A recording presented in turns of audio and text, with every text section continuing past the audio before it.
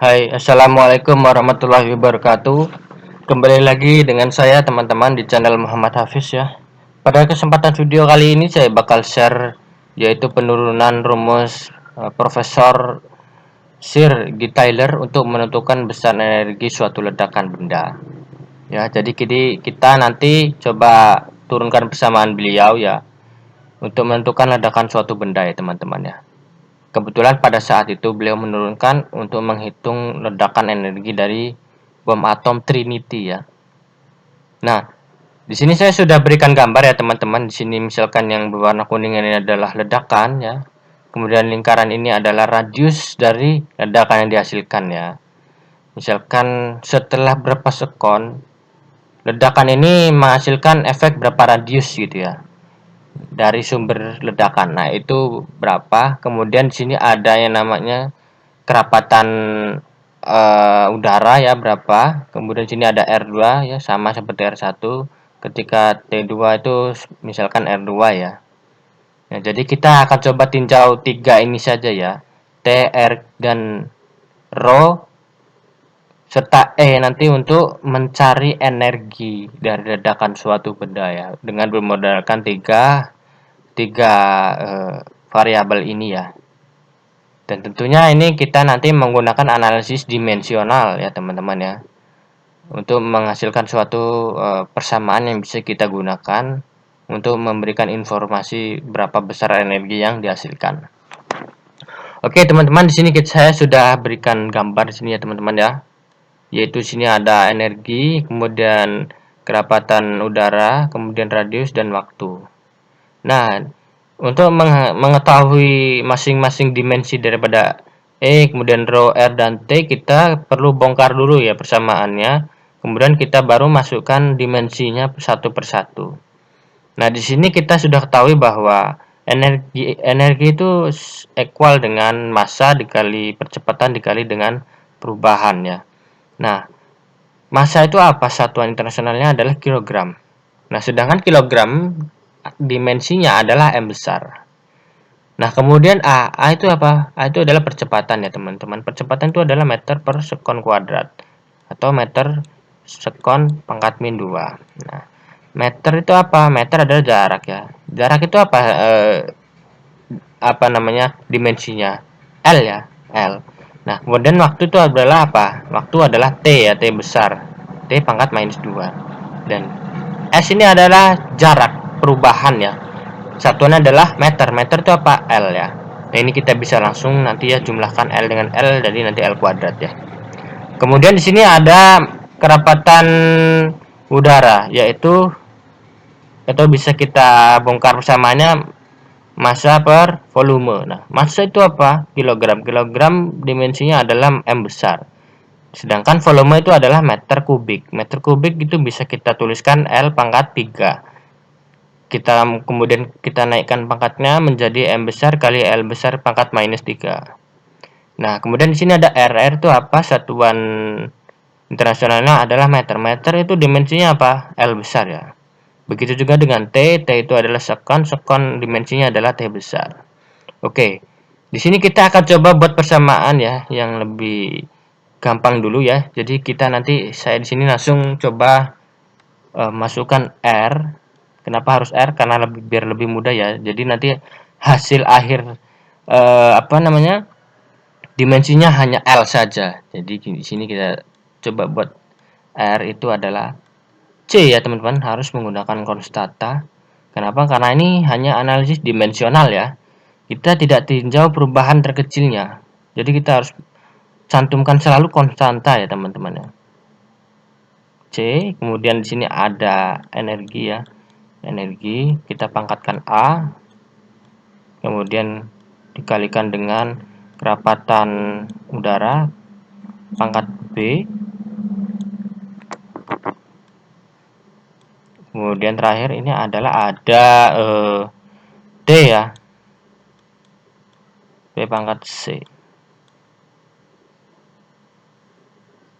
Nah, jika sudah seperti ini, kita langsung saja masukkan R sama dengan C ya. Nah, E tadi apa? Kita coba lihat. E itu apa ya? ML kuadrat, T T pangkat minus 2. ML kuadrat T pangkat minus 2. Ini kita pangkatkan A terlebih dahulu ya. Nah, kemudian kerapatan udara itu adalah ML pangkat minus 3.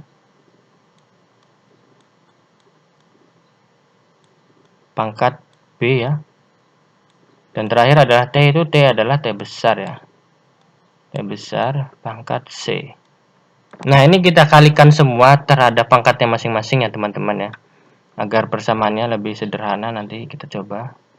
Di sini R adalah, nah R itu apa satuannya? Satuannya adalah L ya. Satuan dimensionalnya.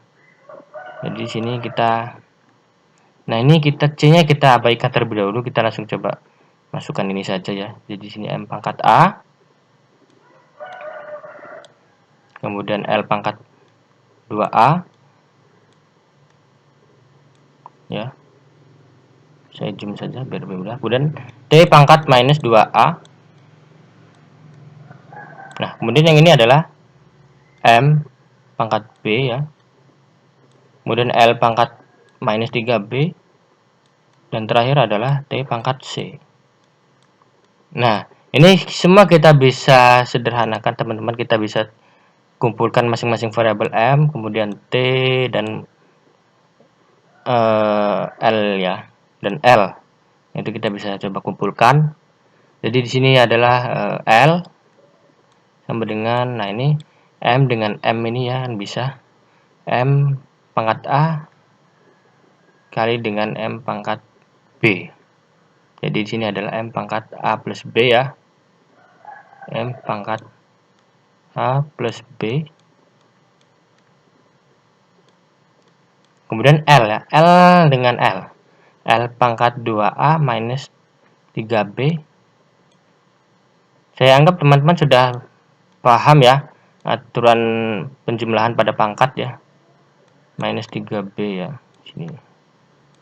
Nah, jika sudah ada T pangkat min 2A plus C. T pangkat 2. Maaf, minus, kita tulis saja.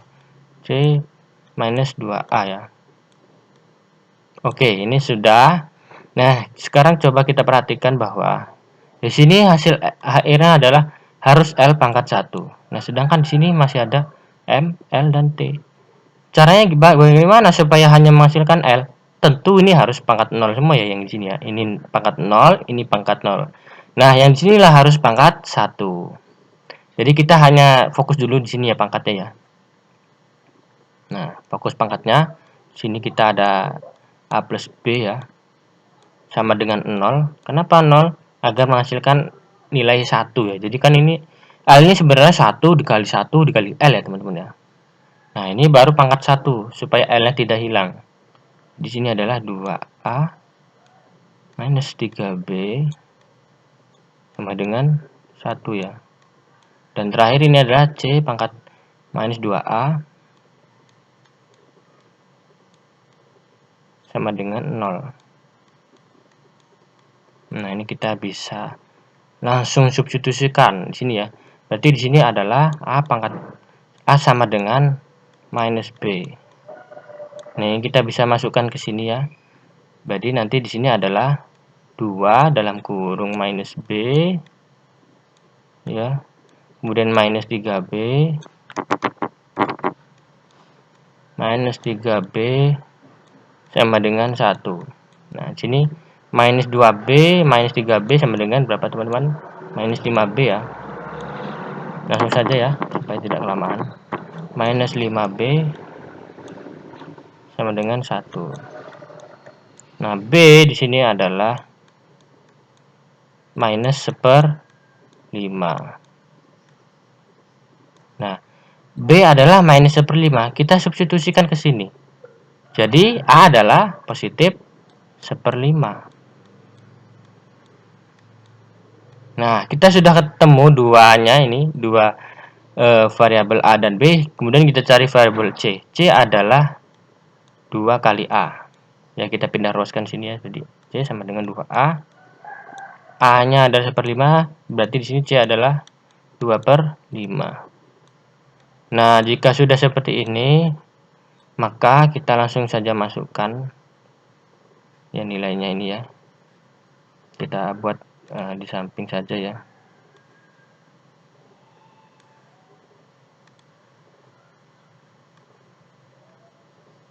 Nah, jika sudah ini kita substitusikan masing-masing A, B, dan C ke sini ya teman-teman ya. Di sini ya. Oke, jadi di sini nanti hasil akhirnya adalah maaf ini belum. Oke. Nah, sudah ya. Oke, di sini adalah kita pindahkan yang ini ya teman-teman ya ke sini ya. Oke, nah di sini ada R sama dengan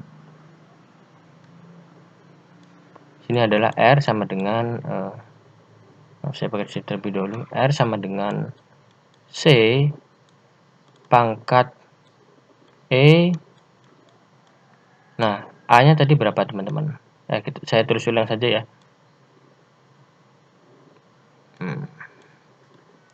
Pangkat A, kemudian di sini ada row atau kerapatan, pangkat B, dan terakhir adalah ada T. T pangkat C atau waktu ya. Nah, kita sudah dapatkan nilai A, B, C tadi ya. Di sini ada konstanta E pangkat. Nah, A-nya berapa tadi? Nah, kita sudah dapatkan A-nya adalah 1/5 ya. A-nya adalah 1/5. Berarti di sini adalah pangkat 1/5 ya. 1/5. Kemudian di sini row-nya itu B tadi berapa? B-nya adalah minus 1/5. Minus 1/5. Nah, dan terakhir T. T-nya adalah berapa? T-nya adalah pangkat 2/5. Karena dia pangkat C ya. C-nya adalah 2/5. Nah, ini kita bisa langsung sederhanakan teman-teman. Jadi nanti ini adalah R sama dengan C atau konstanta. Kemudian ini kan karena minus berarti dia adalah akan menjadi penyebut ya. E pangkat 1/5 kemudian dikalikan dengan T pangkat 2/5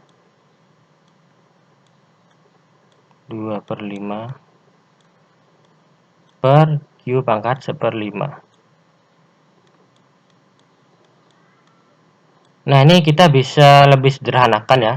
Jadi di sini nanti adalah R sama dengan konstanta dalam kurung ya, dalam kurung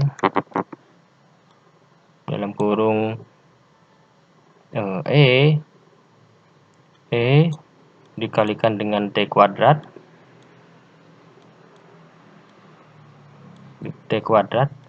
per row dipangkatkan 1/5 ya.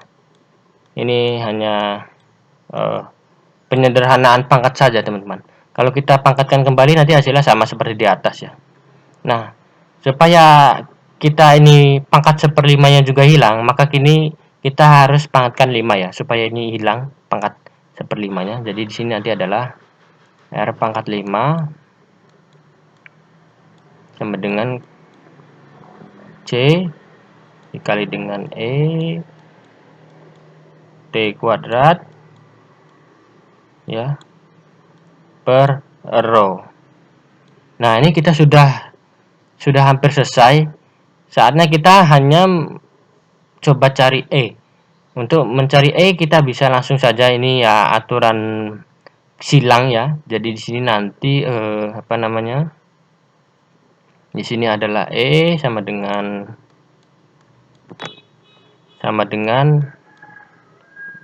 row kemudian dikali row dikali dengan R pangkat 5 ya. Kemudian seperti kuadrat T kuadrat ya.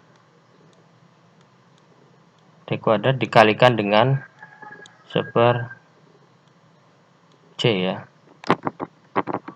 Dikalikan dengan C. Nah, saatnya untuk sekarang ini kita coba dulu ya, cari nilai C nih, konstanta ini berapa. Nah, kalau kalian baca di Wikipedia ataupun di beberapa sumber, C ini kita coba melakukan dengan pendekatan langsung dengan menghitung berapa energi pada saat beliau menurunkan persamaan ini. Jadi pada saat itu beliau menurunkan persamaan ini yaitu untuk menentukan energi dari ledakan bom atom Trinity. Nah, sedangkan pada saat itu data daripada ledakan atom bom Trinity itu sudah diketahui berapa besarnya ya. Nah, dari data itu kita bisa perbandingkan jika misalkan kita masukkan semua persamaan ini ya, kita asumsikan dulu C yang nggak ada itu berapa. Nah, kemudian bandingkan dengan E yang sudah ada ya, atau yang sudah dihitung ya, sudah ada sebelumnya yaitu misalkan berapa. Nah, nanti ketika sudah itu akan didapat bahwa nilai C itu ya sekitar 1,033. Nah, dari mana C ini? Ya tadi ya teman-teman ya, membandingkan besar energi yang sebelumnya sudah dihitung ya, dengan menggunakan ini ya, persamaan ini kita bandingkan. Misalkan pada saat itu bom Trinity kan kita bisa hitung dengan E sama dengan MC kuadrat ya, MC kuadrat. Nah, ternyata sudah ditemukan sekitar berapa kilojoule ya.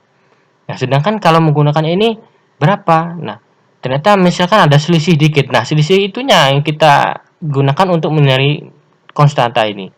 Ternyata tidak berbeda jauh ya. Konstantanya hanya 1,033. Ini bisa kita bulatkan menjadi 1 ya. Jadi C di sini adalah 1. Maka di sini adalah kesimpulan akhirnya adalah E sama dengan kerapatan atau rho, kerapatan udara dikalikan dengan radiusnya pangkat 5 dikali dengan T kuadrat. Nah, inilah persamaan G-Taylor ya teman-teman untuk menghitung ledakan suatu bom ya. Jadi hanya bermodalkan analisis dimensi dan juga beberapa variabel yang ditemukan di TKP ledakan. Nah, itu sudah cukup untuk kita mencari besar energi daripada bom ya yang dihasilkan. Ya, kebetulan karena pada saat itu bom atom yang dicari ya teman-teman ya. Jadi ini hasil akhirnya teman-teman ya. Mungkin demikian teman-teman video kali ini. Mohon maaf apabila terdapat kekurangan atau bicara saya yang kurang berkenan. Bila bermanfaat video ini mohon subscribe ya, agar saya lebih semangat lagi membagikan ilmu saya ya. Saya akhiri, wassalamualaikum warahmatullahi wabarakatuh.